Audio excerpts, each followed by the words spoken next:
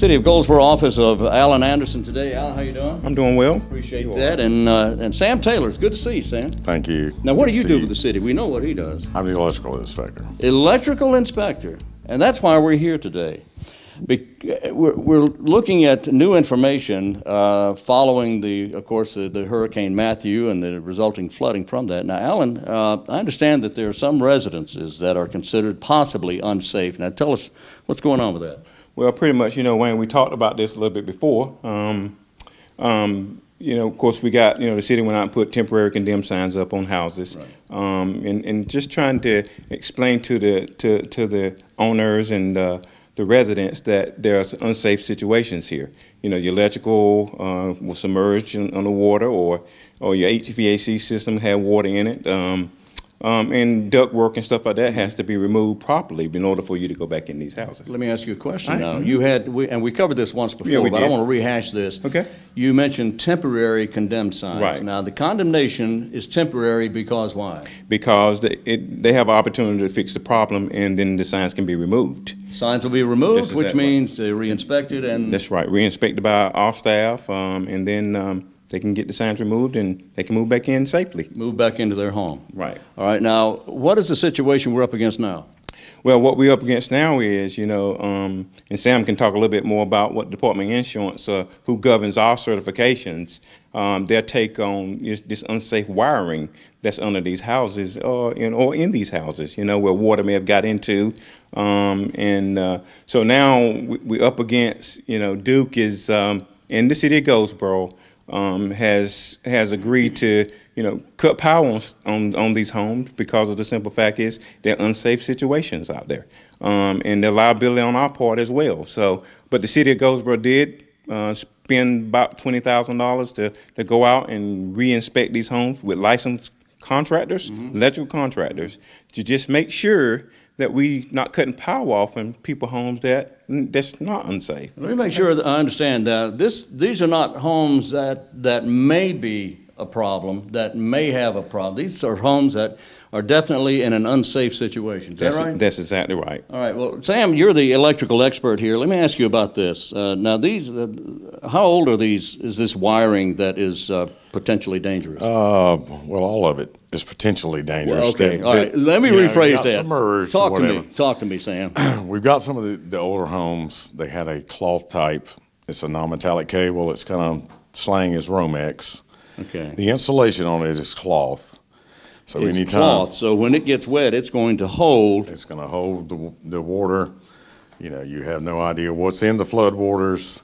So it's going to stay right beside the insulation that's on the wires. Mm-hmm. So you have no idea what kind of effect it's going to have on the insulation. So When it gets wet, it just needs to be removed and replaced.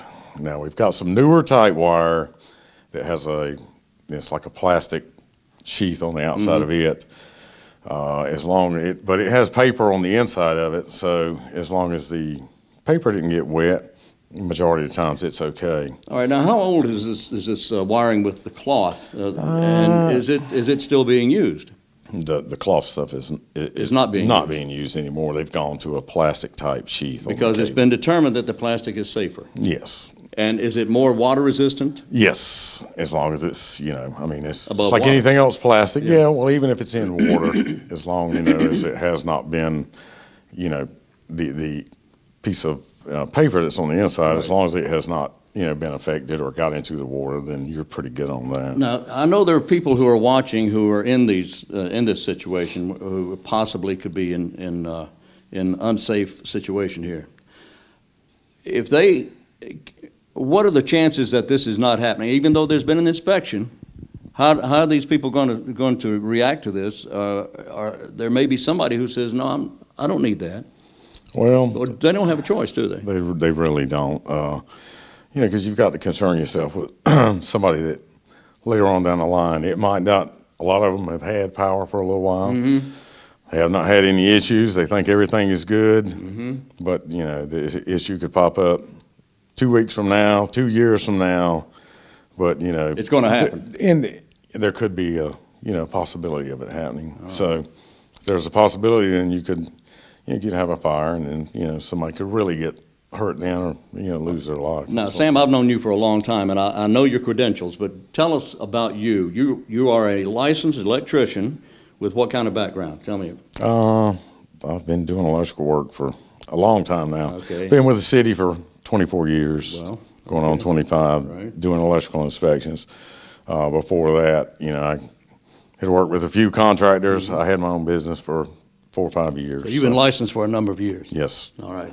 I think the man here for 24 years with the city knows what he's talking about. Absolutely. That's why I got him on this interview today. And the contractors hired by the city to do this took their time and went to those houses that they determined to be unsafe That's correct. and decided those are the houses that need to have the power turned off. That's correct. Yeah, there was some of them. There was not a whole lot of issues, but if you've got one item that needs to be replaced, and there's no way you can say it's safe Now, we're to going have it turned, or to leave the power is on. the wiring going to be totally replaced in all the houses With that are the in with the question? cloth type Romex, yes, it will have to be replaced. All of the wiring.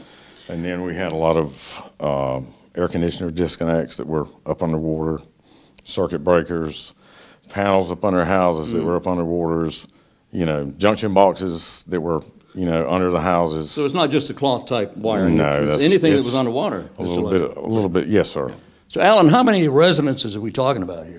Well, there's probably about 310 out of 396 residents in our city that the power is going to be removed on. We're just going to have to, unfortunately, it's a bad situation, but we got to err on the side of safety. It's our job. We're public servants, so if we don't do that, then I feel like we do the public a disservice. So that's what we're going to have to do. So when does all this start? Well, Duke has the list right now. They're going to start it one day next week. I think maybe Monday or Tuesday of next week. Okay, that would be October 20-something, 24th? Yeah, I think that's right. Yeah, well, I don't have my calendar with me handy, but I think it's the 24th. Yeah, I think so. The week of the 24th, they'll be doing, what are they going to be doing? They're going to be going out pulling meters. We actually right now have city staff out sending out flyers, putting them on doors, letting people know. So right now, there are flyers and door hangers going Right, out. going out right now and putting on doors to let people know what's going to happen. And hopefully they can, find shelter in our shelters. The city has, the county has a shelter at School Street School. I think that's off in Elm Street. Yes, it is. In the EOC also is a personal contact that you can call, and I have to get that number. We'll get that number. 919-705-6599. All right, 919-705-6599 is the number for EOC. And why would anyone want to call that number? Well, to find out more information, about our shelters, and any other information that's out there people can get help from. And there's also a new church group that's going around. And I talked to a lot of people about that when they were here. Christ in Action will be here to help citizens mitigate their problems. I mean, remove sheetrock, maybe remove wiring or anything like that to get ready to be able to put it back. So you got help that's coming, that's already here actually. Okay, now, when the power's turned off to these residences, they cannot be in that residence, can they? Or it's not recommended? It's not recommended, that's correct. Okay. That's the whole reason why we put temporary condemned signs, and the whole reason why we explained to them that it was an unsafe situation. And we're just making sure that people are doing what they're supposed to do. They will not have power, they will not be able to cook, they will have no lights. Because the power's turned off. They're pulling the meters on these houses. That's correct. Okay. So that's for sure no power. Alan, Sam had to step away for just a moment. Right. Now, he'll be right back with us. Okay. But let me ask you now, when people get these door hangers Okay. or you get these flyers, Right. these 300-plus residences, what do they do? Well, Wayne, I think they need to find some temporary shelter, trying to, figure out some kind of way to relocate. Until they can get the electricians to go out and get everything taken care of electrically, and then. But it's very important that you find somewhere to go. Make arrangements. Make arrangements. And move. That's right. For now. And that's saying it you can't say it any plainer than that. Right. Yep. And there's some people I'm sure that don't want to hear that, but that's the reality of it. That's right. You That's the reality. You got to do it. You know, it's just the safety aspect of it. You know, Exactly. And there again, you know, if we didn't have to do it, we most definitely wouldn't do it. That's So, right. if they need to go to a shelter, again, let me make sure I understand. This is a shelter, of course, on right off Elm or Virginia Street, Elm Right. Street. The School Street School Sweet school. is a shelter. It is a shelter. And it would certainly make sense for someone to go to the shelter while their power's turned off. That's correct. So what kind of time are we talking about? We're talking about, it sounds like it's going to be a while. Well, it all depends on, you know, if they can get electrical contractors out there and get the problem fixed. And like Sam said, some of them don't have that much issues they have to take care of, but they have to take care of them either way. So Sam may can speak more to that as well. Yeah, well, let me ask you, Sam, when the power's pulled, will it be up, is it up to the owner of the building, of the resident, of the facility, to hire a contractor to do the repair work? Yes, they Yes. can do that. You know, in a lot of cases, you know, if they want to do it themselves, they can. You know, I mean, Well, they sure better know what they're doing. Right? yes, Absolutely. they, you know, Okay. they need to, and you know, they can do that too. You know, but Okay. So if it's up to the building owner to refurbish the house, Right. when could they start this? Immediately. I mean, we're here to give out permits, the free permits like we talked about before. Right. The electrical, mechanical, and the building permit is free. And the majority of our citizens have already started this process. A lot of them had already came in and got permits, you know, and working to get there. You know, unfortunately, you know, the situation came to the point where we had to pull the power. It's just an unsafe situation. We just had to do what we had to do. Yeah. So once they start the work and they hire an electrical contractor to replace the wiring, from that point, the wiring's replaced, what do? Well, they have to, after they obtain their permits, after they obtain their permits, they have to call us back out. And That's where Sam comes in. Sam come in and the other staff come in. We got other more Right. electrical inspectors. They can go out and take a look at it and make sure it's safe, make sure it meets the code, and then we'll re-energize the power. All right. This sounds like a long process, Sam. well, it doesn't. It just depends. I know it depends on the You know, we've resident. got people here- Each individual case is an Yes, individual we've case. got people here ready to go. You know, it's going to depend more on them getting people in to do the work. Bottom line is you're here to help the people get back to a normal life. That's exactly eventually. right. And we Get will, back. And we will, as soon as they call us out, same day. Right. Same day, we'll be out and about, and if we can get them, we'll work till the manager tell us not to stop working, but we'll work. He wouldn't do that, would he? Yeah. Well, look, let me ask you. The phone number for your office, because you're asking people to call you to get information. Right. And to find out about the permits. Right. Right. My office number is 919-580-4385 or 89.